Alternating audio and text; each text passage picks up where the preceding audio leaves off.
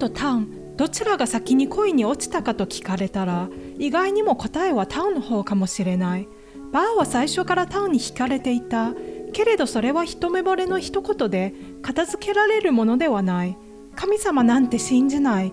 助けてもらったことなど一度もない。そう言い切るバーの前に現れたのが、自分とはまるで正反対の人間、タンだった。誰も信じていなかったバーに、タンだけは何度も手を差し伸べてくる。どれだけ否定しても揺るがない。だから気づけばもっと知りたくなっていた。そしてもっと近づきたいとも思うようになっていた。皆さんこんにちは。BL ホリックのムーニンです。ネタバレを含むのでご注意を。では早速始めましょう。タンは幼い頃に両親を亡くしているため、彼にとって信仰は単なる宗教ではなかった。いつか天国で両親に会いたいという願いを支える唯一の拠り所だった。一方のバーは神様を信じず、規則にも従わない。それでもタンはなぜか放っておけなかった。最初はただ助けたいだけだったのかもしれない。だが気づけば、バーはタンの中で特別な存在になっていた。隣の席へ移り、コーラスにも強引に参加し、勉強まで教えてほしいと頼んでくる。いつも隣にいて、当然のようにタンの世界へ入り込んでくる。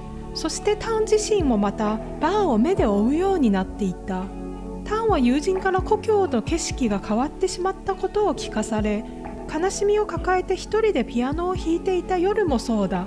幼なじみたちにさえ本当の気持ちを打ち明けたことはなかったのに、バーが隣へ座っても追い返さない。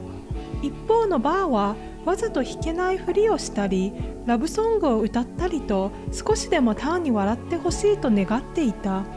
そして気づけばタンの心は少しだけ軽くなっていた。バーはそんな風に少しずつタンの境界線へ踏み込んでくる。食べかけのものを差し出した時、最初のタンは受け取らなかった。だがバーは気にしない。そして再び差し出された時、守ろうとしていたはずの境界線をタンは自ら越えてしまう。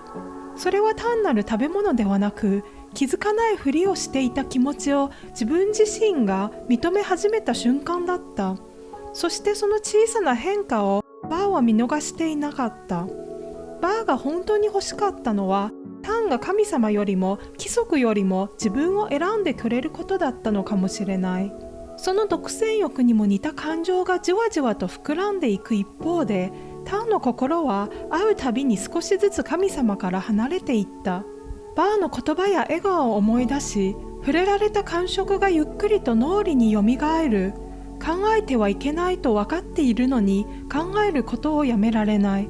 そしてある夜、タンはとうとう認めざるを得なくなった。眠れないほどバーを意識していることも、触れた感触を忘れられないことも、その度に体が正直に反応してしまうことも、そして何より自分の感情がもう友情では説明できないところまで来てしまったことを、全てを神様に見られていることも全部分かっている上で、己の欲望を鎮めることができなかった。タンを苦しめているのは欲望そのものではなく、バーを思う気持ちと神様を信じる心、どちらも本物ということだった。捨てられないからこそ、タンは初めて自分の感情に追い詰められていく。また次回お会いしましょう。ではでは。